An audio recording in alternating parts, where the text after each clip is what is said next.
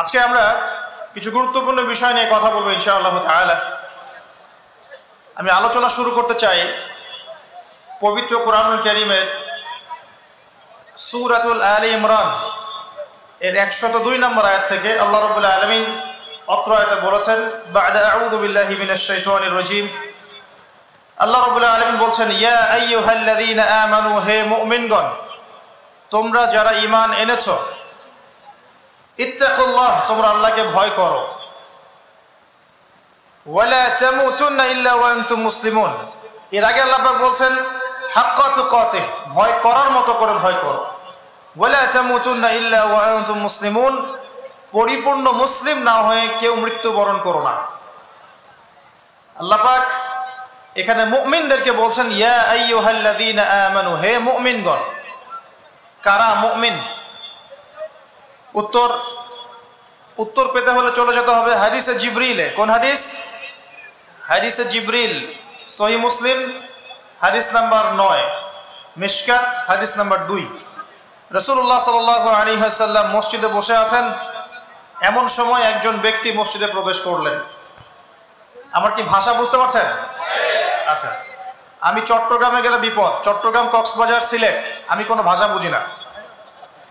আমার ভাষা মানুষ বোঝে কিনা আমি তাও কনফিউজ থাকি।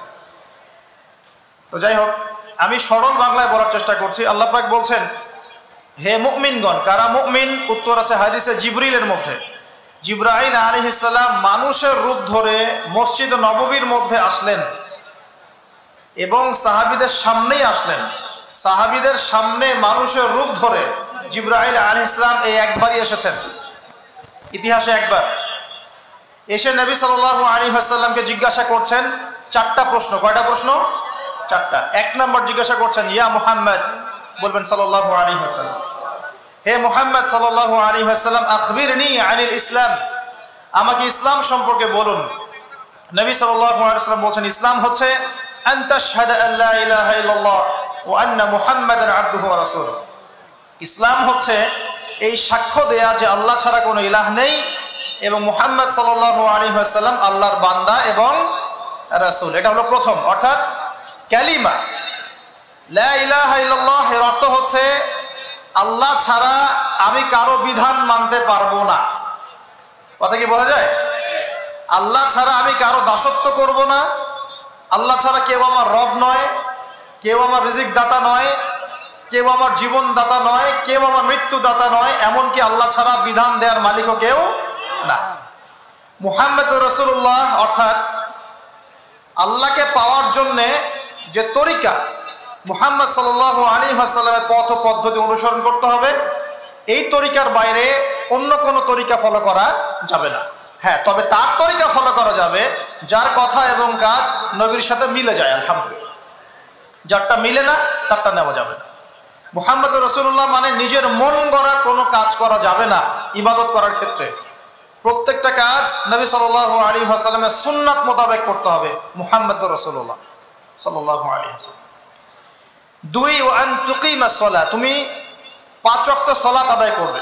একটা হাদিসের মধ্যে এসেছে, মান তারাকা সালাতা মুতাআম্মিদান ফাকাদ কাফার। নবী সাল্লাল্লাহু আলাইহি ওয়াসাল্লাম বলেছেন, কোন ব্যক্তি যদি, মুসলিম ব্যক্তি, ইচ্ছাকৃতভাবে তার উপর অর্পিত ফরজ নামাজ ছেড়ে দেয়, সে ব্যক্তি কুফরি করলো। কি করলো? আর মুয়াজ বিন জাবাল রাদিয়াল্লাহু আনহু নবীজি বলছেন, মান তারাকা সালাতা মুতাআম্মিদান ফাকাদ বারিআত মিন যিম্মাতিল্লাহ।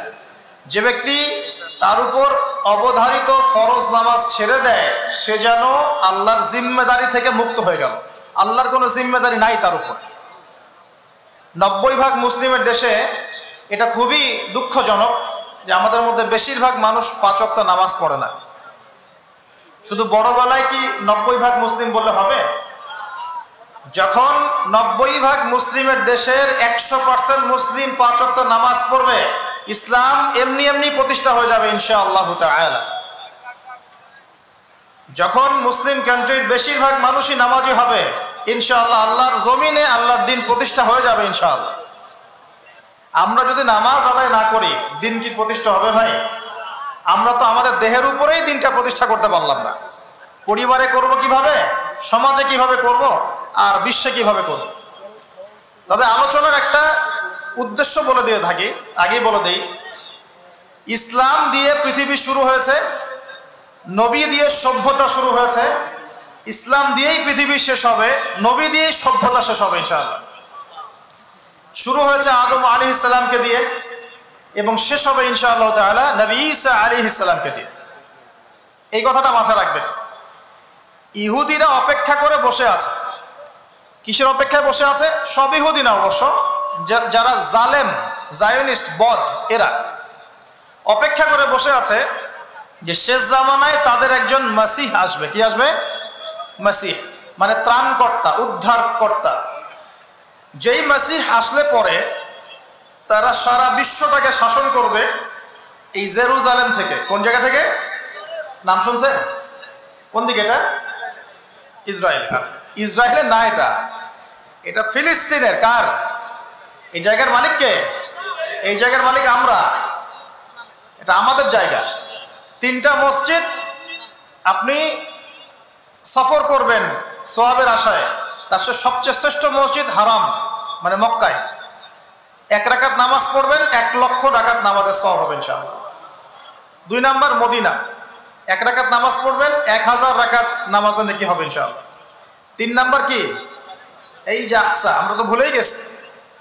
আকসা আমাদের, আকসা কাদের? তারা দখল করে নিয়েছে। আচ্ছা, দখল করেছে আমাদের কারণেই, আমাদের দুর্বলতার কারণেই। কিন্তু এই ভোগ দখল চূড়ান্ত হবে না, কারণ তারা অপেক্ষা করছে একজন মাসিহের জন্য, যেই মাসিহ আসলে পরে তারা জেরুজালেম থেকে বিশ্ব শাসন করবে। এখন কিন্তু বিশ্বের বড় বড় ডিপার্টমেন্টগুলো ওরা শাসন করে। খেয়াল করেছেন কি? আপনি যে প্রযুক্তি ব্যবহার করেন এগুলোর চাবিকাঠি ওদের হাতে। আপনি যে অর্থনৈতিক সিস্টেমটা ফলো করেন, ব্যাংকিং সিস্টেমগুলোর কথাই বলছি, এর মূল সূত্র কিন্তু ওদের হাতে, সুতা ওদের হাতে, লাটাই। ইভেন আমরা যে পলিটিক্যাল সিস্টেমগুলো ফলো করি না, এগুলোর তন্ত্রমন্ত্র ওরাই দিয়েছে। যে মিডিয়াগুলো আছে বিশ্বে বড় বড়, সবকিছু ওদের হাতে। ফাইন্যান্স বলে, ফাইন্যান্স মানে বাণিজ্য, ট্রেড, এগুলো ওদের হাতে। বিশ্বের বড় বড় সেক্টরগুলো ওরা শাসন করছে, এটা সত্য। আরেকটা মারাত্মক কথা হচ্ছে, বিশ্বকে শাসন করতে হলে কিছু অস্ত্র লাগে। কি লাগে?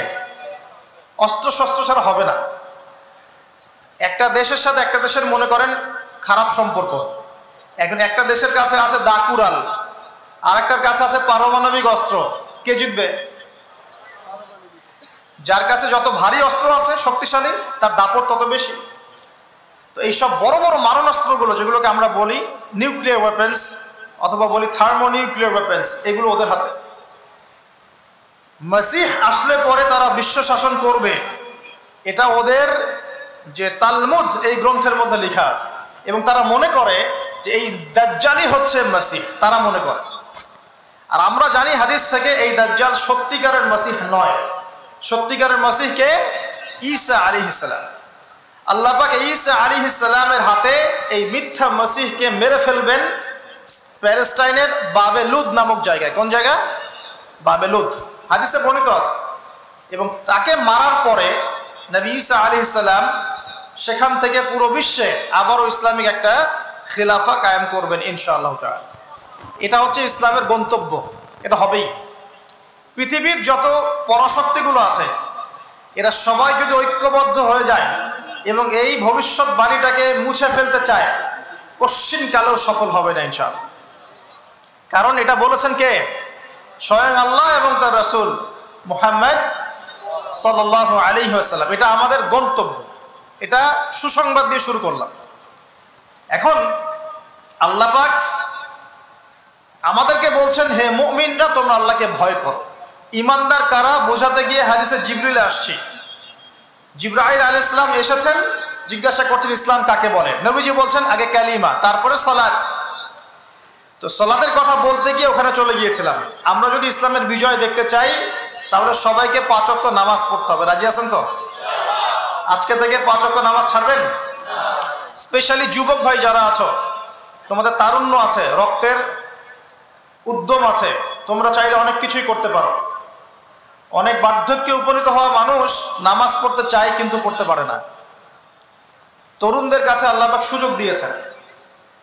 আর ইসলামের বিরোধী শক্তি যারা আছে তারা খুব ভালো করেই জানে কিন্তু যে ইসলামের বিজয়ে সবচেয়ে বড় ভূমিকা রাখতে পারে তরুণ সমাজ, যুবক সমাজ, যুব সমাজ, তরুণ প্রজন্ম। এ কারণেই তো দেখবেন তরুণ প্রজন্মকে তাদের উদ্দেশ্য থেকে সরিয়ে দেওয়ার জন্যে তারা আপনার সামনে অনেকগুলো টোপ দিয়ে দিয়েছে।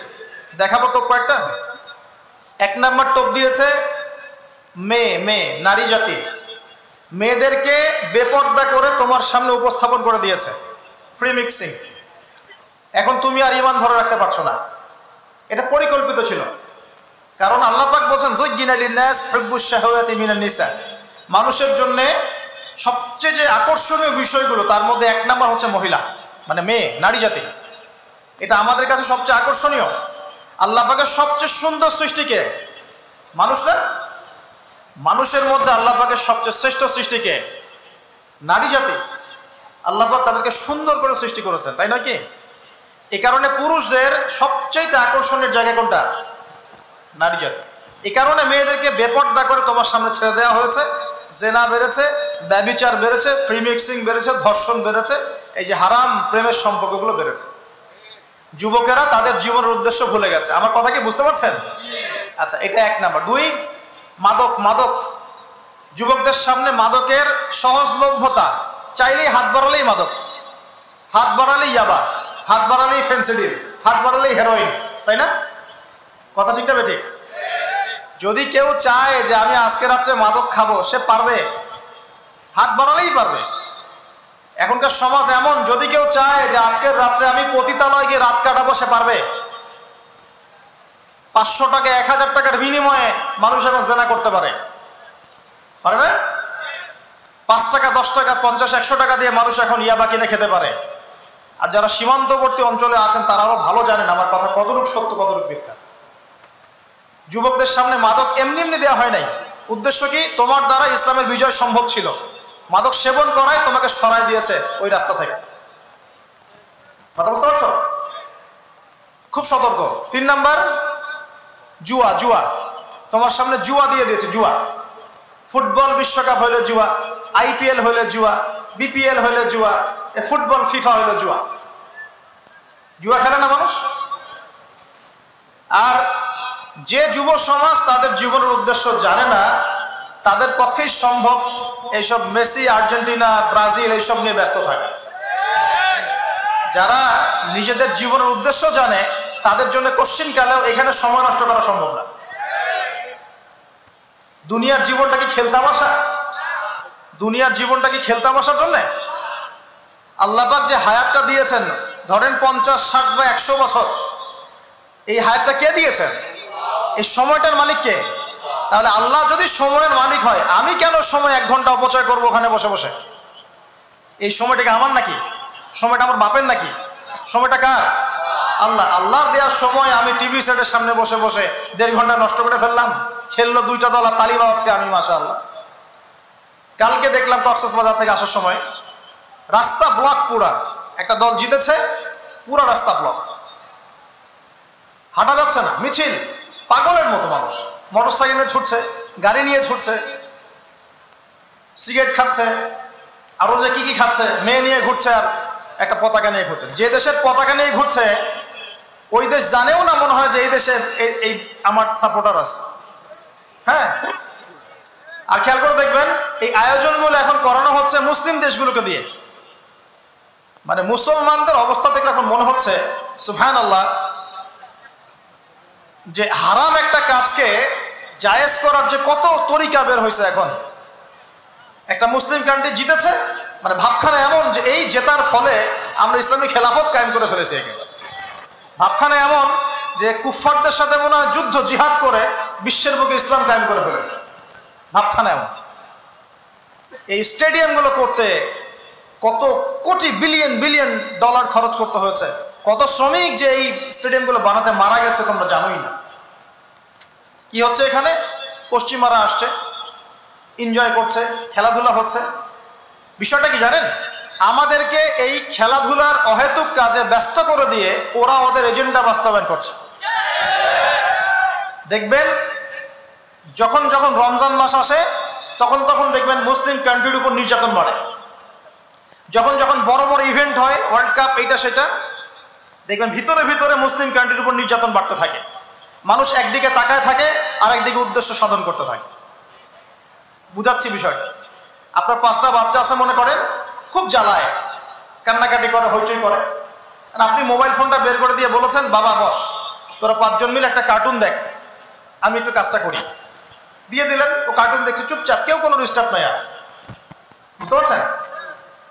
আর এই যে বাচ্চাগুলো কার্টুন দেখছে না, এগুলো হচ্ছে আমরা এখন। আর ওই যে কাজ করছে বাপ, এটা হচ্ছে ওরা, পশ্চিমারা। আমার কথা কি বুঝতে পারেন? আচ্ছা, আমি সহজ করার চেষ্টা করছি। প্রিয় যুবক ভাইরা, মেয়ে তো উন্মুক্ত করে দিয়েছেই, মাদক তো দিয়েছেই, জুয়া দিয়েছে, অহেতুক এসব খেলতামাশা দিয়েছে তোমার সামনে, তোমার সময় কেড়ে নেওয়ার জন্য, তোমার হায়াত কেড়ে নেওয়ার জন্য। তোমার মূল্যবান হায়াত, যে হায়াতটাকে তুমি আল্লাহর পথে দাওয়াতের কাজে ব্যয় করবা, দিন চর্চার কাজে ব্যয় করবা, আল্লাহর ইবাদতের কাজে ব্যয় করবা, আমর বিল মারুফ নাহি আনিল মুনকারের কাজ করবা, এই সময়টা ওরা কেড়ে নিয়েছে তোমার কাছ থেকে। বুঝতে পারছো না তুমি? আবার নেশা দিয়ে তোমার ভিতরটা নষ্ট করে ফেলেছে, জেনা দিয়ে তোমার অন্তরের নূর নষ্ট করে দিয়েছে, ফ্রি মিক্সিং দিয়ে জেনা এবং তোমার যে পবিত্রতা, চারিত্রিক পবিত্রতা নষ্ট করে দিয়েছে। আরো দিয়েছে পর্নোগ্রাফি। বেশিরভাগ যুব সমাজ এখন বাসায় গিয়ে রাতের বেলা পর্ন দেখে। দেখা যায় সারাদিন ভালো কাজ করে, বাসায় গিয়ে রাতের বেলা পর্ন দেখে। পর্নোগ্রাফি দেখে না বা দেখে নাই কখনো, এমন একটা ছেলে খুঁজে পাওয়া যাবে না এখন। আর যখন আপনি এগুলোতে অভ্যস্ত হয়ে যাবেন, তখন শরীর খারাপ হয়ে যাবে, মন ভালো থাকবে না, আপনি একাকী গোপন পাপ করবেন, শরীর দুর্বল হয়ে পড়বে। একটা মেয়ের দিকে আপনি সম্মানের চোখে তাকাতে পারবেন না, মনে হবে মেয়ে মানেই মনে হয় ভোগের বস্তু। পর্নে আসক্ত যারা, তারা কোনো কাজে শান্তি পায় না, অস্থির। এমনকি তারা যদি বিয়ে শাদীও করে, তবু বৈবাহিক জীবনে সুখী হতে পারে না। কেন জানেন? নিজের শক্তি ক্ষমতাগুলো আগেই নষ্ট করে ফেলেছে। এবং অনেকগুলো মেয়ে যখন আপনি দেখবেন নগ্ন, তখন আপনার স্ত্রীকে আপনার কাছে সুন্দর মনে হবে না, মনে হবে এই মেয়ের চেয়ে মনে হয় ওই মেয়েটা সুন্দর, এর চেয়ে মনে হয় ওইটা সুন্দর। আর মেয়ের প্রতি সম্মান তো থাকবেই না, মেয়েকে মনে হবে একটা ভোগের বস্তু। যত বেশি পর্নোগ্রাফি বেড়েছে, তত ধর্ষণ বেড়েছে। দেখেছেন? পর্ন যত বেড়েছে, ধর্ষণ তত বেড়েছে। এমনকি ছোট ছোট বাচ্চারা পর্যন্ত রেহাই পাচ্ছে না। দেখেন না, ছোট ছোট বাচ্চা, 5 বছর 10 বছরের বাচ্চারা, মেয়ে বাচ্চাদের কথা বলছি, এদেরকেও ধর্ষণ করা হচ্ছে। যাদের ঘরে কন্যা সন্তান আছে, তারা খুবই এখন মানে বিপর্যয়ের মধ্যে আছেন আপনারা, আমরা। কারণ সমাজটা তো নষ্ট হয়ে যাচ্ছে। আপনার মেয়েকে কতদিন ঘরে রাখবেন? বাইরে তো পাঠাতেই হবে। বাইরে পাঠাতে দেখবেন মেয়ের সম্মান নাই, পর্দা নাই, মেয়েকে জোর করে ধর্ষণ করা হচ্ছে। বাসে, ট্রেনে, অটোতে, অমুকে তমুকে, ট্রাকে মেয়েকে ধর্ষণ করা হচ্ছে। আর প্রত্যেক ধর্ষকের তো আর ইসলামিকভাবে বিচার হচ্ছে না, হচ্ছে?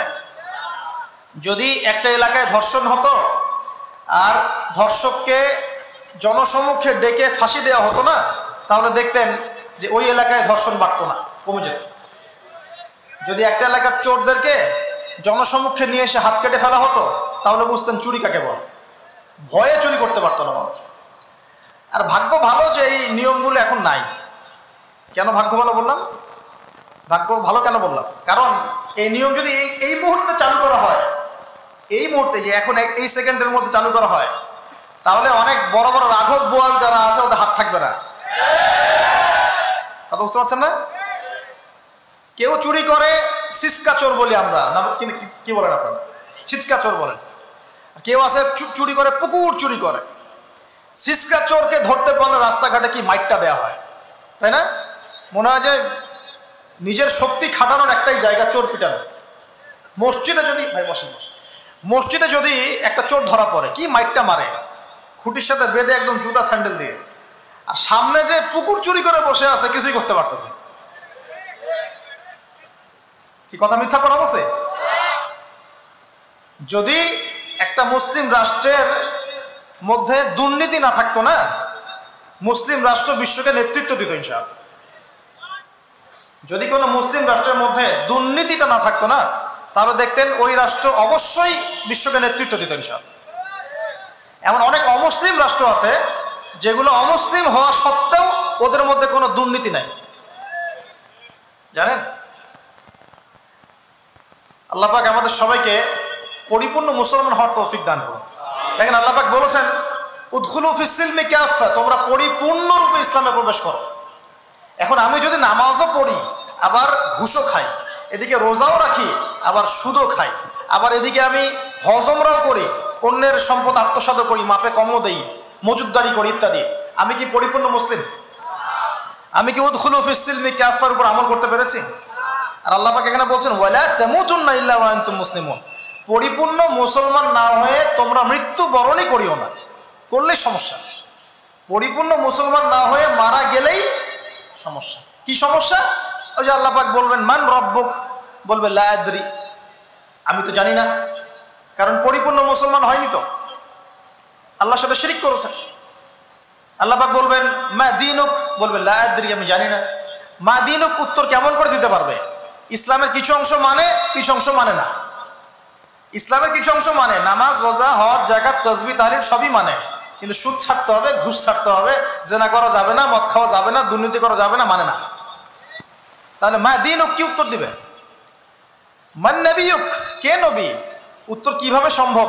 নবীর সুন্নতি তো নাই গায়ের উপরে, চেহারায় নাই, কাপড়ে নাই, চলাফেরায় নাই, ওঠা বসায় নাই, ইবাদতে থাকলেও অর্থনীতির মধ্যে নাই, অর্থনীতির মধ্যে থাকলেও সংস্কৃতির মধ্যে নাই, সংস্কৃতিতে থাকলেও সমাজে নাই। নবীর সুন্নত কি খালি ঘরে তসবিহ টেপার মধ্যেই? মানে আমরা খালি সুবহানাল্লাহ সুবহানাল্লাহ পড়বো এটাই সুন্নত, দাড়ি ছেড়ে দিব এটাই খালি সুন্নত, টাকলোর উপরে কাপড় পরবো এটাই কি খালি সুন্নত? সমাজের মধ্যে সুন্নত নাই, অর্থনীতির মধ্যে সুন্নত নাই, ব্যবসা বাণিজ্যের সুন্নত নাই, চাকরি বাকরিতে সুন্নত নাই, পরিবারের সুন্নত নাই, সংস্কৃতির মধ্যে সুন্নত নাই, আর রাষ্ট্রের কথা বললাম না, ওটা বাদ দেন, ওটা এই যুগে সম্ভব না। ইল্লা মাশা আল্লাহ, যদি আল্লাহ পাক না চান। ওইদিকে আমি কথাই বলতে যাচ্ছি না, আমি সমাজ পর্যন্তই আছি, আর এর উপর যাচ্ছি না। তো প্রিয় ভাইয়েরা, যুবক ভাইদের কথা বলে আমি সামনে যাব। এক নাম্বার কি বলেছি, তোমরা সতর্ক থাকবে মেয়ে থেকে। কি থেকে? মেয়ে থেকে 100 হাত দূরে, 100 হাত। মানে আমি বলি, পরামর্শ দেই, আমি তোমাদের ভাইয়ের মতো, ছোট হই আর বড় হই, আর আমাকে এইসব আল্লামা শায়েখ এইসব বলার দরকার নাই। আমি একদম তালেবে ইলম, এখানে বড় বড় অনেক আলেম ওলামায়ে কেরাম আছেন, আমি খুব বিব্রত বোধ করছি কথা বলতে। আমি জানি যে হকপন্থী ওলামায়ে কেরাম যারা, তারা আমাদের মতো অনলাইনেও আসেন না, এই ফেসবুক ইউটিউবে ভিডিও পাবেন না, এমনও আলেম বাংলাদেশে আছেন জানেন, যারা বহু আলেম তৈরি করছেন, মাদ্রাসা খেদমত করছেন। তো তাদের সামনে আমাদেরকে যখন এইভাবে টাইটেল দেন, লজ্জা লাগে, বিব্রত বোধ করি। শেখার কোনো শেষ নাই। আমি একসময় মনে করতাম যে আমি যখন ইন্টারমিডিয়েটের পর থেকে চর্চা করা শুরু করছি, অনার্স মাস্টার্স পর্যন্ত, মনে করছি যে হ্যাঁ মনে হয় ইসলাম সম্পর্কে ভালোই জানছি। তারপর যখন কওমি আলেমদের কাছে পড়তে শুরু করলাম, বলি এগুলো ভিতরের কথা, খোলামেলা বলি, গল্প করছি আপনাদের সাথে, রাগ করছেন নাকি? তখন বুঝলাম যে বিগত 5-7 বছরে তো আমি কিছু পড়াশোনা করছি বলে মনে হচ্ছে না। যেমন একটা হাদিস শো করে বললাম যে ওস্তাদ, এই যে আল্লাহ রাসূল সাল্লাল্লাহু আলাইহি ওয়াসাল্লাম বলেছেন যে একজন মুমিন ব্যক্তি আর একজন মুমিন ব্যক্তির আয়না স্বরূপ। কি স্বরূপ? আয়না স্বরূপ। তো আমি যদি অনলাইনে কোনো ভাইয়ের ভুল ধরিয়ে দেই সমালোচনার মাধ্যমে, তাহলে কি আমি হাদিসের উপর আমল করলাম না? তখন ওস্তাদ মিটিমিটি হাসছেন, বলছেন যে তোমার তো টুকটাক অ্যারাবিক গ্রামারের বেস ভালোই, তোমার কি মনে হয়? আমি বললাম যে আমার কাছে তো এটাই মনে হচ্ছে যে আমি যদি সমালোচনা করি, আমি তো আমর বিল মারুফ নাহি আনিল মুনকারের কাজই করলাম। তো তিনি বলছেন আসলে এই হাদিসের ব্যাখ্যা এমন নয়। কেমন ব্যাখ্যা? তুমি কি খেয়াল করো নাই? আমাকে বলছে তুমি কি খেয়াল করো নাই, তুমি যখন আয়নার সামনে গিয়ে দাঁড়াও, তখন আয়না কিন্তু তোমার সাথে কথা বলে না, আয়না নীরব থাকে, স্থির থাকে, কিন্তু তোমার দোষ ত্রুটি কোথায় আয়না কিন্তু দেখিয়ে দেয়। মনে করেন, বুঝাচ্ছি, মনে করেন আপনার গাল কেটে গেছে, আপনি আয়নার সামনে দাঁড়িয়েছেন, আয়না কিন্তু আপনাকে বলে দিবে না এই যে তোমার গাল কাটা, এই ছেলে তোমার গাল কাটা, হ্যাঁ এই মেয়ে, এই ছেলে তোমার এই সমস্যা ওই সমস্যা, বলবে? চুপচাপ থাকবে, আয়না দেখিয়ে দিবে আপনার ভুলটা কোথায়। তো তিনি আমাকে হাদিসের ব্যাখ্যা শিখাচ্ছেন, বলছেন যে একজন মুমিন ভাই যদি কোনো ভুলের উপর থাকে, তুমি সঠিকটা আমল করে ওর সামনে দাঁড়িয়ে দেখিয়ে দিবে যেটা সঠিক। তো বুঝলাম, যতদিন যাচ্ছে আমি বুঝতে পারছি যে আসলে এই জ্ঞানের সমুদ্র যে কত গভীর, 100 বছর হায়াত দিলেও মনে হয় শেষ করতে পারবো না। তো প্রিয় যুবক ভাইরা, নসিহত করছি, সেটা হচ্ছে যে দিনের জ্ঞান অর্জন করতে হবে। জ্ঞান অর্জনের কোনো বিকল্প নাই। আর জ্ঞান অর্জনের জন্য শুধুমাত্র ফেসবুক, ইউটিউব যথেষ্ট নয়। এগুলো কনস্ট্রাকটিভ কোনো মাধ্যম নয়, বরং ফিতনা ছড়াবে এগুলো কিন্তু বেশিরভাগ ক্ষেত্রে ফিতনাই ছড়াচ্ছে। আপনার কাছে মনে হচ্ছে হয়তো যে অনেক কিছু লাইভ হচ্ছে, আমরা পাচ্ছি, হ্যাঁ, অনলাইনের মাধ্যমে জানছি, হ্যাঁ ঠিক আছে, স্বীকার করি, ভালো আছে, কিন্তু মন্দটা অনেক বেশি। এর মধ্য দিয়ে আলেমে বিভক্তি হয়ে গেছে। এর মধ্য দিয়ে একে অপরের সাথে আমাদের সম্পর্ক নষ্ট হয়ে যাচ্ছে। গীবত, তহমত, সমালোচনা, কাদা ছড়াছড়ি সংস্কৃতি বাড়ছে, ঐক্য বিনষ্ট হচ্ছে, অনেক সমস্যা হচ্ছে। আর এগুলো কনস্ট্রাকটিভ সিলেবাস নয়। সিলেবাস আপনাকে ওলামায়ে কেরামের কাছে এসে জানতে হবে। আমি বলছি 1 নাম্বার কোরআন থাকবে। আপনাদের জেনারেলদের জন্য বলছি, কারণ আপনাদের জন্য এটা এত সহজ হবে না। মাদ্রাসা যারা পড়া শুরু করেছেন ছোটবেলা থেকে তাদের জন্য সহজ, আপনাদের জন্য এত সহজ নয়। সিলেবাসগুলো জেনে রাখেন। কোরআন পড়তে হবে আগে, পবিত্র কোরআনের বিশুদ্ধ তেলাওয়াত শিখতেই হবে, এবং প্রত্যেক দিন চেষ্টা করবেন 1 পৃষ্ঠা 2 পৃষ্ঠা, আধা পারা 1 পারা করে তেলাওয়াত করার জন্য। তেলাওয়াতের কোনো বিকল্প নাই, প্রত্যেক হরফে 10 নেকি পাবেন ইনশাআল্লাহ। এরপরে এর ভাষা আছে, কোরআনিক গ্রামার আছে, নাহু সরফ। আর এই বইগুলো আপনি একা পড়তে পারবেন না। এই বইগুলো পড়তে হলে ওস্তাদ লাগবেই। এক একটা বই 2 বছর করে পড়তে হইতে পারে, পড়তে হবে। যদি আপনি কোরআন জানতে চান, বুঝতে চান, পড়তে হবেই। আর যদি মনে করেন না আমার এত জানা বোঝার দরকার নাই, সেটা আলাদা বিষয়। তখন আপনি ওলামায়ে কেরামের কাছে গিয়ে জিজ্ঞাসা করে মাসআলা নিয়ে নেবেন। এখানে একটা কথা বলে দিই, এখন আবার একটা নতুন আমি ফিতনাই বলবো বের হয়েছে যে আলেম ওলামার প্রয়োজন নাই, কোরআন হাদিস বাসায় পড়বা, নিজে একা একাই মুস্তাহিদ হয়ে যাবা। অনেক দিনী ভাইকে দেখছি আমি, যুবক, ইয়াং, তার আগে বিপদগামী ছিলেন, হেদায়েত হয়ে ইসলামের দিকে এসেছেন, এখন প্রথমেই সহিহ বুখারী টান দিয়ে পড়া শুরু করতে। কে বললো আপনাকে প্রথমে সহিহ বুখারী পড়তে? আপনি কি এক লাভ দিয়ে এই মেডিকেল সায়েন্সের বই পড়তে যাবেন? এত কঠিন কঠিন বই আগে কেন? এই বইগুলো পড়তে ওলামায়ে কেরামের 15-20 বছর সময় লাগে। 15-20 বছর সময় লাগে। 15 বছর বেশি বলে ফেলছে মনে হয়। আমাদের মতো হলে 20 বছর লাগবে। কঠিন বই আগে না, আগে সহজ বইগুলো পড়তে হতো। তো ভাবখানা তখন দেখা যায় এমন, কয়েকটা হাদিসের কিতাব পড়ে, কোরআনের কিছু অনুবাদ করে, আলেম ওলামার আর দরকার নাই, কোনো মাযহাবেরও দরকার নাই, আমি নিজে একাই মুস্তাহিদ। এটা একটা ফিতনা চলছে। তো আমি বুঝাচ্ছি আপনাকে, একটা মাসআলা ধরেন আপনার সামনে আসলো, মনে করেন ওই যে আমি পেপার মানি নিয়ে কথা বলেছিলাম না, কাগজের টাকা, এরপর আসছে ক্রিপ্টোকারেন্সি। কি আসছে? নাম শোনেন নাই? ইলেকট্রনিক মানি তো চলে আসছে, যে ইলেকট্রনিক মানি দিয়ে আপনারা লেনদেন করছেন না, এরপরে আসবে ক্রিপ্টোকারেন্সি। ক্রিপ্টোকারেন্সি মানে বিটকয়েন। এগুলো ভবিষ্যৎবাণী না, কিন্তু কিছু মানুষ মনে করে এগুলো ভবিষ্যৎবাণী। এগুলো ভবিষ্যৎবাণী না, এগুলো বর্তমান। অলরেডি পৃথিবীর কিছু কিছু দেশে চলে আসছে, হয়তো বা এদেশেও অচিরে আসবে। তো মনে করেন এখন আপনি একজন সাধারণ মানুষ, ক্রিপ্টোকারেন্সি কি জিনিস আপনি বোঝেন না। এখন আপনি একজন আলেমের কাছে আসলেন, এসে বললেন যে হুজুর, ক্রিপ্টোকারেন্সি কি জিনিস আমি বুঝি না, এটা হালাল না হারাম, জায়েজ না জায়েজ, কতটুকু রাখা যাবে রাখা যাবে না, মাসআলা দেন। এখন আমি যদি আপনাকে বলি, এই যে ভাই নেন কোরআন, এই যে তাফসীর ইবনে কাসির নেন, জালালাইন নেন, মারিফুল কোরআন নেন, এই যে বুখারী, মুসলিম, তিরমিজি, আবু দাউদ, নাসাই, সবগুলো নেন, বাসায় গিয়ে পড়াশোনা করে মাসআলা বের করেন। পারবেন? সম্ভব? সম্ভব কি?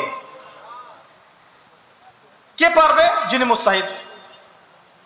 আর একটা সমাজের মধ্যে মুস্তাহিদ মানুষের সংখ্যা কতজন থাকে? অল্প কিছু। বেশিরভাগ মানুষই তো অন্ধ অনুকরণ তাকলিদ করতে হবে তাকে। তখন এই যে আপনি আমার কাছ থেকে মাসআলাটা জানলেন, এই মাসআলা জেনে নেওয়াটা কি আপনার জন্য উচিত না অনুচিত? আপনার এই মাসআলা জেনে নেওয়াটা কি উচিত না অনুচিত? এই মাসআলা আমার কাছে বা আলেমের কাছে না জানলে কিভাবে শিখবেন আপনি? শেখার জন্য আপনাকে আসতে হবে না? এটাই মাযহাব, এটাই মাযহাব। এখানে বিভ্রান্তির কোনো সুযোগ নাই যে আমি এগুলা মানি না, আমি খালি বইপত্র একা একা পড়বো, আলেম হয়ে যাবে, সম্ভব না। যখন আমরা কলেজে পড়তাম অনেক সময় মনে হতো যে হয়তো বা সম্ভব, যখন পড়া শুরু করেছি তখন দেখছি যে না, এই সমুদ্রে ডুব দেওয়া কেবল শুরু, এর তলানি খুঁজে বের করতে 100 বছর লাগবে মনে হয়, আল্লাহ ভালো জানেন। আল্লাহু আকবার।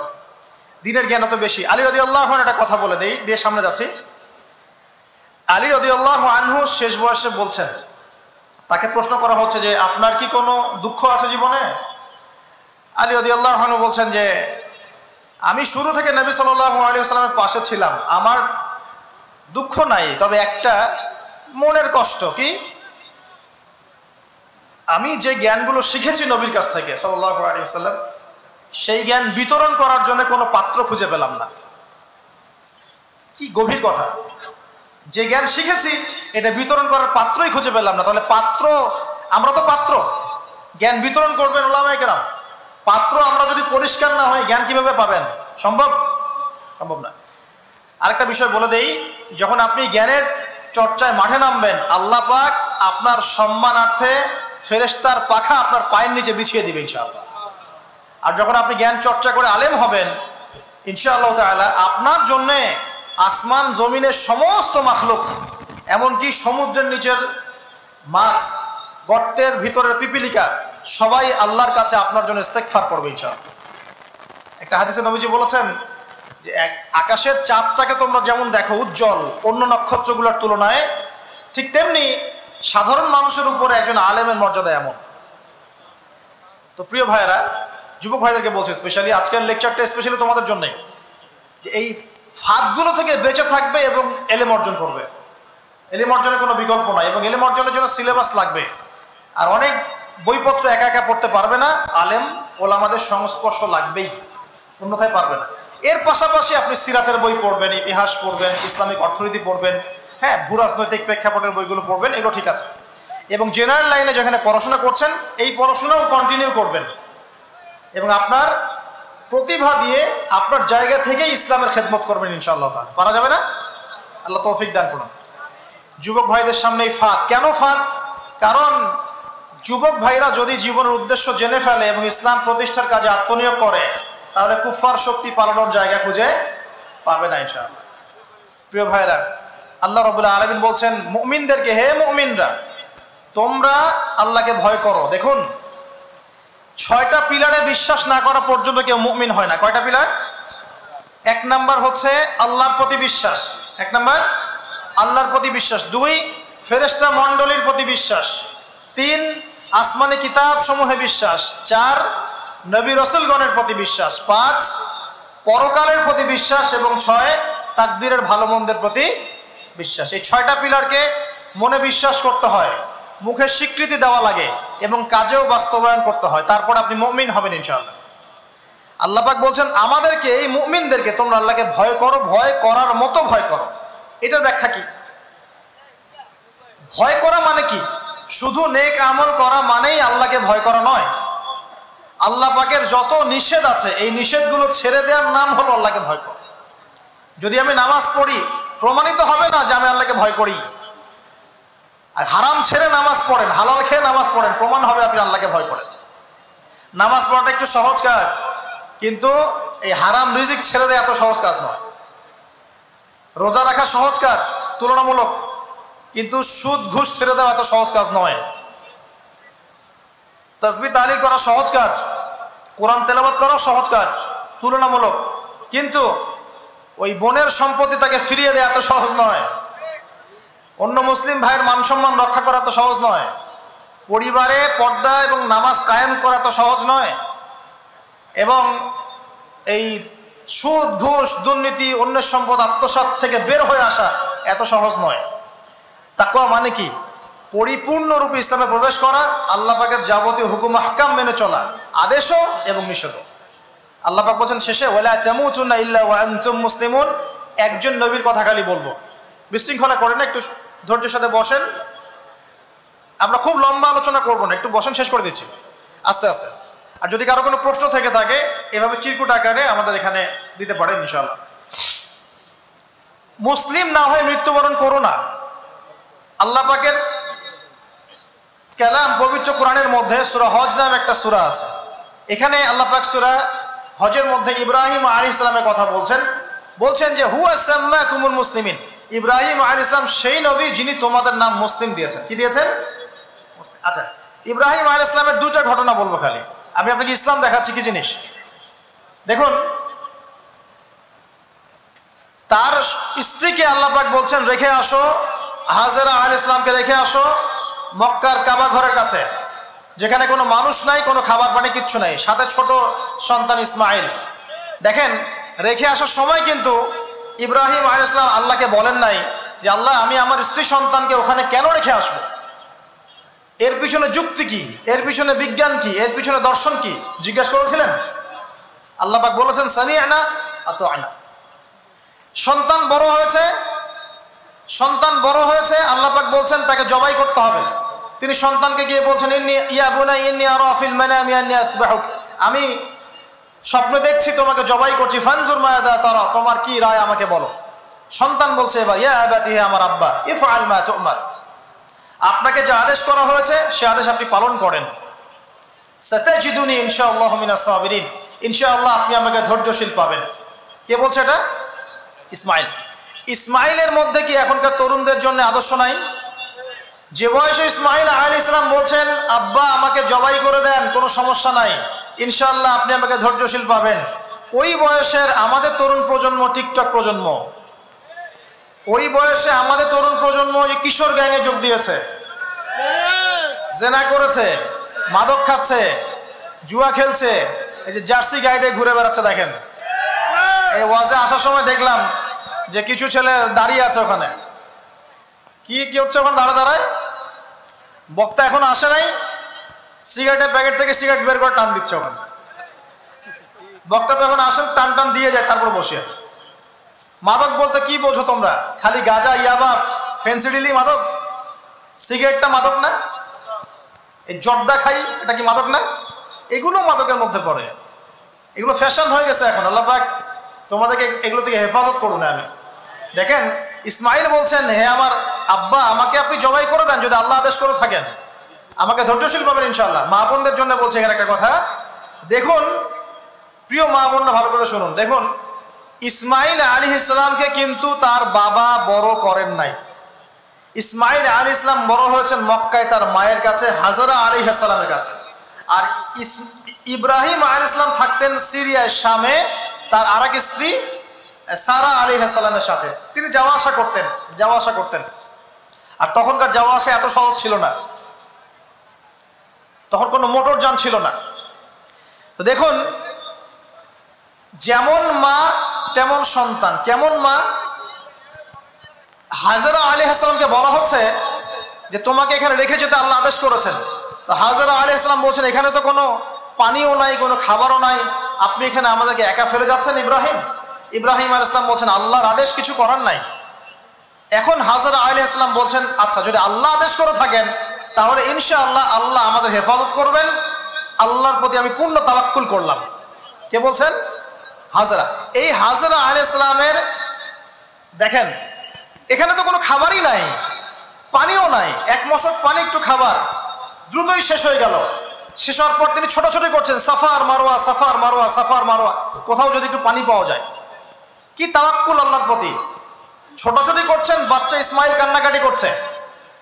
মায়ের এই ছোটাছুটি আল্লাহর কাছে এত পছন্দ হয়েছে, যতদিন হজ থাকবে এই হাজরা আলাইহিস সালামের স্মৃতির সাথে জড়িত এই সাই থাকবে। এবং এই ঘটনা আল্লাহর কাছে এত পছন্দ হয়ে গেল যে আল্লাহ পাক জিবরাইল আলাইহিস সালামকে পাঠিয়ে জামজাম কূপের পানি বের করে দিলেন, যেই কূপের পানি জীবনে কখনো শেষ হয় না, পানি খেলে খিদাও লাগে না। চিন্তা করে দেখেন, গ্যালন গ্যালন পানি যাচ্ছে, গ্যালনের পর গ্যালন জামজাম থেকে প্রত্যেক দিন। এমনকি মদিনায় গেলেও আপনি জামজামের পানি পাবেন, মসজিদে কুবায় গেলেও জামজামের পানি পাবেন। আর পৃথিবীর বিভিন্ন জায়গায় তো আমরা নিয়ে আসছি, শেষ হয়েছে? পানির স্তর 1 ইঞ্চি পর্যন্ত নিচে নামে নাই, নেমেছে? দেখেন, আল্লাহর প্রতি যখন মানুষ পূর্ণ তাওয়াক্কুল করে তখন আল্লাহর মারিফত নেমে আসে। যখন মানুষ আল্লাহর প্রতি পূর্ণ তাওয়াক্কুল করে ফেলবে তখন আল্লাহ পাক আধ্যাত্মিকত্ব দিয়ে দিবেন। এটা কি বিজ্ঞান দিয়ে ব্যাখ্যা করা যায়? একজন ফেরেশতা আসলো, পাখা দিয়ে আঘাত করলো, মাটি থেকে ঝর্ণা বের হওয়া শুরু হলো। এখনকার বিজ্ঞান বিশ্বাস করবে? কোনো যুক্তি দর্শন বিশ্বাস করবে? করবে না। এই যে মা, তাওয়াক্কুল কারিনী মা, তার গর্ভ থেকে জন্ম নিয়েছে ইসমাইলের মতো সন্তান, যে বলছে আব্বা আমাকে জবাই করতে চাইলে করে দেন, কোনো সমস্যা নাই, আল্লাহর ইনশাআল্লাহ আপনি আমাকে ধৈর্যশীল পাবেন। সুবহানাল্লাহ। এই জন্য বলি, আমাদের পরিবারের মায়েরা যদি হাজরা আলাইহিস সালামের মতো হতে না পারে, তাহলে ইসমাইলের মতো প্রজন্ম তৈরি হবে না। অতএব প্রিয় মা ও বোনেরা, একটা নসিহত যথেষ্ট আপনাদের জন্য, যে নিজেরা হাজরা আলাইহিস সালামের মতো আল্লাহর প্রতি পূর্ণ তাওয়াক্কুলকারী হয়ে যান। নামাজ ছাড়িয়েন না। কোনো মহিলা যদি মাত্র 4টা কাজ করতে পারে, নবী সাল্লাল্লাহু আলাইহি ওয়াসাল্লাম বলেছেন জান্নাতে যাওয়ার জন্য সবগুলো দরজা খুলে দেওয়া হবে। 1 নাম্বার, কোনো মহিলা যদি 5 ওয়াক্ত নামাজ পড়ে, এখানে শুধু ফরজ নামাজের কথা বলা হচ্ছে, নফলের কথাও বলা হচ্ছে না। 2 নাম্বার, যদি একজন মহিলা রমজান মাসে সওম রাখে, ফরজ সওম, ফরজ রোজা, নফল রোজার কথাও বলা হচ্ছে না। 3 নাম্বার, যদি মহিলা, একজন নারী যদি তার সতীত্বকে হেফাজত করতে পারে, পর্দা মেনে চলতে পারে। এই পর্দা বলতে আমরা ডিজিটাল বোরখা বোঝাচ্ছি না। পোশাকটা এমন হবে না যে পোশাক পরেও গায়ের কাঠামো কতটুকু আটোসাটোটা বোঝা যায়, এই বোরখা চলবে না। বোরখা এমন হবে না, পোশাক এমন হবে না যে বাহির থেকে ভিতরের অঙ্গ দেখা যায়, এই বোরখা চলবে না। পোশাক এমন হবে না যে পোশাকটা পুরুষদের পোশাকের সাথে সাদৃশ্য আছে, গেঞ্জি টি শার্ট পরা যাবে না। পোশাকটা এমন হবে না যেই পোশাকটা অমুসলিমদের সংস্কৃতির সাথে বা ধর্মীয় কালচারের সাথে সাদৃশ্য আছে, এমন পোশাকও চলবে না। যদি কোনো নারী 3 নাম্বার তার লজ্জাস্থানের হেফাজত করতে পারে, মানে শরঈ পর্দা মেনটেন করতে পারে। আর পর্দা করে যদি কলেজে গিয়ে আর ইউনিভার্সিটিতে গিয়ে সহি প্রেমে লিপ্ত হন, তাহলেও পর্দা হবে না। কথা বোঝাতে পারছি না মনে হয়। পর্দা করেও যদি ইউনিভার্সিটিতে গিয়ে গ্রুপ স্টাডি করতে হয় গায়রে মাহরামের সাথে, এই পর্দাও চলবে না। পর্দা মানে পর্দা। পর্দা করে যে দুলা ভাইয়ের সাথে কুটুস কুটুস গল্প করা শুরু করেন, ইডিস পিডিস, চলবে না পর্দা। দেবর আর ভাবি, এখন দেখেন না, দেবর ভাবি, শালি দুলা ভাই, চাচাতো ভাই চাচাতো বোন, কোন জায়গায় সমাজ গিয়েছে জানেন? এমনও নিউজ বাংলাদেশে এসেছে, নাউজুবিল্লাহ বলতে বলতে রুচুতে বাঁধে, যে বাবা মেয়ের সাথে পর্যন্ত জেনা করে ফেলেছে। এই ঘটনা জানেন না? বাংলাদেশে একাধিক ঘটনা ঘটেছে। আস্তাগফিরুল্লাহ, ইন্না লিল্লাহি ওয়া ইন্না ইলাইহি রাজিউন। কোন যুগে আছেন চিন্তা করেন। কেউ কারো থেকে বাদ না, শিক্ষকের সাথে ছাত্রী, ছাত্রর সাথে শিক্ষিকা, বস আর কলিগ, মহিলা কলিগ বস, মহিলা বস, পুরুষ কর্মচারী, হ্যাঁ অমুক কর্মকর্তা, তমুক কর্মকর্তা। মাঝখানে একটা সিসিটিভির ফুটেজ ফাঁস হয়ে গেল, দেখলেন না কি হইল? মনে আছে? ভুলে গেছেন মনে হয়। একটা টাইটেল, একটি সিসি ক্যামেরা সারা জীবনের কান্না, মনে নাই? ভুলে গেছেন আপনারা? হ্যাঁ, এই যে মনে আছে। তো কে কার থেকে বাদ? ফুফাতো ভাই, চাচাতো বোন, হ্যাঁ খালাতো বোন, খালাতো ভাই, মানে কাজিন, দেবর ভাবি, শালাদুল্লাহ ভাই, শালিদুল্লাহ ভাই, সব দেখবেন জেনা করতেছে না? পরকিয়া তো নিত্যদিনের ব্যাপার। পরকিয়া না করলে এখন পেটের ভাতই হজম হয়। বাসায় একটা স্ত্রী আছে, বাইরে 3-4টা মেয়ের সাথে টাঙ্কি মেরে বেড়াবে, কোনো সমস্যা নাই। সমস্যা কোথায় বলি? সমস্যা হচ্ছে যদি আপনার স্ত্রী থাকে একজন নেককার বা সতীসাধী নারী থাকে, এবং তার পারমিশন নিয়ে যদি আপনি আরেকটা বিয়ে করতে যান, সমস্যা আছে। হালালভাবে বিয়ে করলে সমস্যা, বাইরে টাঙ্কি মেরে বেড়াবেন, কোনো সমস্যা নেই।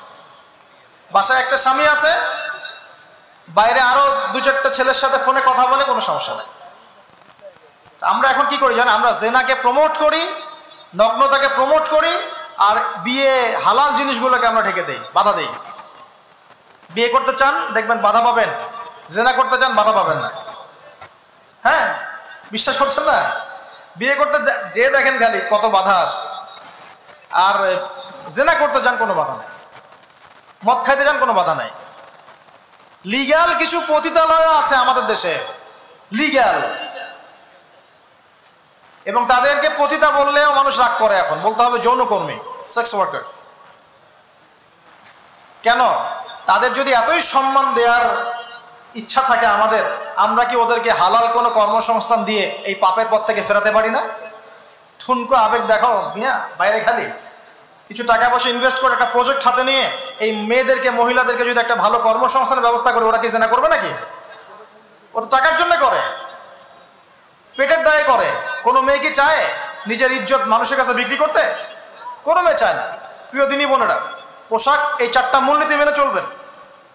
পোশাক এমন হবে না, আটো-সাটো পোশাক চলবে না, পাতলা পোশাক চলবে না, বাইরে থেকে ভিতর দেখা যায়, পুরুষের পোশাক চলবে না, এবং অমুসলিমদের সাদৃশ্য আছে এমন পোশাক চলবে না। আপনি বাসায় কি পোশাক পরে থাকেন, আমরা এখানে তো কোনো রকম ইন্টারফেয়ার করতে যাচ্ছি না, বাইরে যদি গায়রে মাহরামদের সাথে বের হন, সামনে বের হন, তাহলে অবশ্যই আপনাকে এই পর্দা মেনটেন করে আসতে হবে। এটা ইসলামিক লস। আল্লাহর আইন যদি আপনি না মানেন, আপনার কবর আপনার, আমার কবর আমার।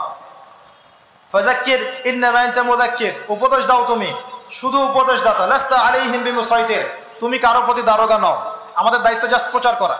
বাল্লিগু আন্নী ওয়ালাউ আয়া, একটা আয়াত জানলেও খালি প্রচার করে দাও, দ্যাটস অল। ফাযাক্কির ইন নাফাআতিয যিকরা, তুমি উপদেশ দাও যদি উপদেশ কোনো কাজে আসে। প্রিয় ভাইয়েরা, বন্ধুদের কথা বলতে এখানে এসেছিলাম। একটা মেয়ে 4টা কাজ করলে জান্নাতে চলে যাবে ইনশাআল্লাহ। 5 ওয়াক্ত নামাজ, ফরজ নামাজ, 2 রমজান মাসের সওম, 3 নাম্বার লজ্জাস্থানের হেফাজত, 4 নাম্বার স্বামীর আনুগত্য। স্বামীর কি দেখেন, ফ্যামিলিস্ট মেয়েরা বলবে স্বামীর দাসত্ব। দাসত্ব আনুগত্য এক জিনিস নয়, মনে থাকবে। দাসত্ব আনুগত্য এক জিনিস নয়। আনুগত্য মানে কি? আনুগত্য মানে আপনার স্বামী আপনাকে কোরআন সুন্নাহ মতো চালানোর চেষ্টা করছে, আপনি এটা ফলো করবেন, আনুগত্য। আর আপনার স্বামী যদি আপনাকে কোরআন সুন্নাহর বাইরে যেতে বলে, যদি বলে যে আসো অফিসের কলিগরা আসছে, আমার টেবিলে খাবার পরিবেশন করো, যাবেন না আপনি, আনুগত্য করবেন না। আপনার স্বামী বলছে যে সুন্দর করে সাজুগুজু করো তো, আজকে ঘুরে আসি সাজেক, ঠিক আছে, বাইকের পিছনে বসে আপনাকে নিয়ে যেতে যাচ্ছে, আপনি যাবেন না, বলবেন যে এরকম সাজুগুজু করে গায়রে মাহরামদের সামনে যাওয়া জায়েজ নাই। আনুগত্য কি? কোরআন সুন্নাহ সমর্থিত কাজে আপনি স্বামীকে ফলো করবেন, আনুগত্য। স্বামী যদি এমন কোন আদেশ করে যে আদেশটা কোরআন সুন্নাহর বাইরে যায়, আপনি এখানে কোনো আনুগত্য নাই। একটা হাদিস আছে, লা তাআতা লি মাখলুক ফি মা'সিয়াতিল খালিক, মানে স্রষ্টার অবাধ্যতায় সৃষ্টির কোনো আনুগত্য নাই। আল্লাহর অবাধ্যতায় সৃষ্টির কোনো আনুগত্য নাই। প্রিয় ভাইরা, একটা আয়াত আমাদের জন্য যথেষ্ট হবে ইনশাআল্লাহ। মুমিন আমরা মুমিন না? মুমিন না? আল্লাহ বিশ্বাস করি কি না? ফেরেশতায় বিশ্বাস করি না? নবী রাসূল আসমানি কিতাবে, পরকাল, তাকদীরে বিশ্বাস করি তো? আমরা সবাই ইসলামের বিজয় চাই কি না? আমরা সবাই পরিপূর্ণ মুসলমান হতে চাই কি না? আমরা চাই কি না যে আমাদের সাথে সাথে আমাদের পরিবারটাও জান্নাতে যাক? এবং আমরা চাই কি না যে আমাদের সমাজটাও ইসলামের আলো আলোকিত হোক? চাই কি না? যদি চাই, প্রিয় ভাইয়েরা, আমার 10টা নসিহত। কয়টা? 10টা। জাস্ট 10টা লাইন বলবো, আর আপনাদের ধৈর্য নষ্ট করছে না। 1, জ্ঞান অর্জনের যে কথা বলেছি, জ্ঞান শুধু অর্জন নয়, জ্ঞানের বিপ্লব ঘটাতে হবে। পারবেন ইনশাআল্লাহ? যে যেখানে পড়াশোনা করছেন করেন, কিন্তু ইসলামিক পড়াশোনা বাদ দিয়ে নয়। দিনের জ্ঞান আগে অর্জন করতে হবে, বাল্য বয়সে অর্জন করতে হবে। আল্লাহ তৌফিক দান করুন। 2 নাম্বার, প্রত্যেক দিন কোরআনকে সময় দিবেন। কি করবেন? প্রত্যেক দিন কোরআনকে সময় দিবেন। প্রত্যেক দিন মিনিমাম 1 ঘন্টা করে হলেও কোরআন তেলাওয়াত করার চেষ্টা করেন। পারবেন ইনশাআল্লাহ?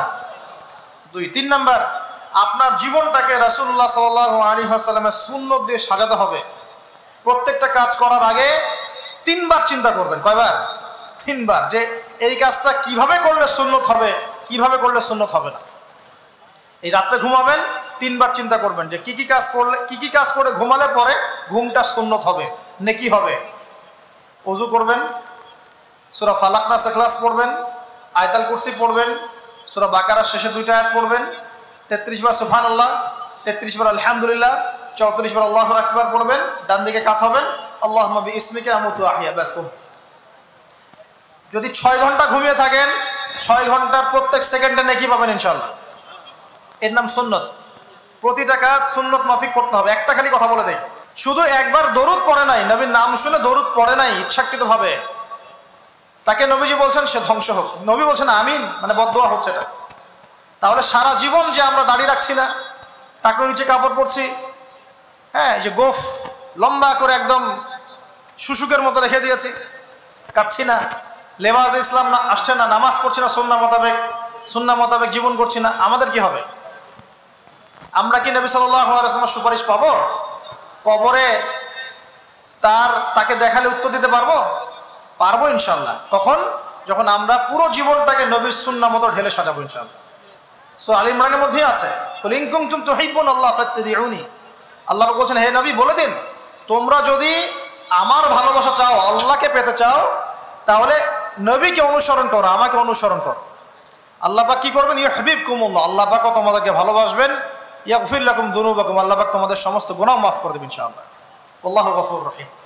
3 নাম্বার বলেছি ভাই, নবীর সুন্নাহ মতো জীবন গড়েন। 4, একটা হালাল রিজিক অন্বেষণ করেন, হারামে যাবেন না। ওয়াদা করেন যে না খেয়ে মরে গেলেও হারাম রিজিকে যাবেন না। পারবেন তো ইনশাআল্লাহ? আল্লাহ পাক তৌফিক দান করুন। 5 নাম্বার, পরিবারের আদর্শ হবে জান্নাতি আদর্শ।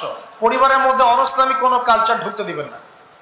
টিভিটা আছে না পরিবারে, আসার মানে আছে ভেঙে দিবেন একেবারে। যদিও বা টিভির চেয়ে ডেঞ্জারাস জিনিস এখন আমাদের হাতেই থাকে। টিভি তো তাও মানুষ সবাই একসাথে বসে দেখতো, যে যার মতো দেখতে পারতো না। একটা নাটক সিনেমা দেখলেও সবাই মিলে দেখতে হতো।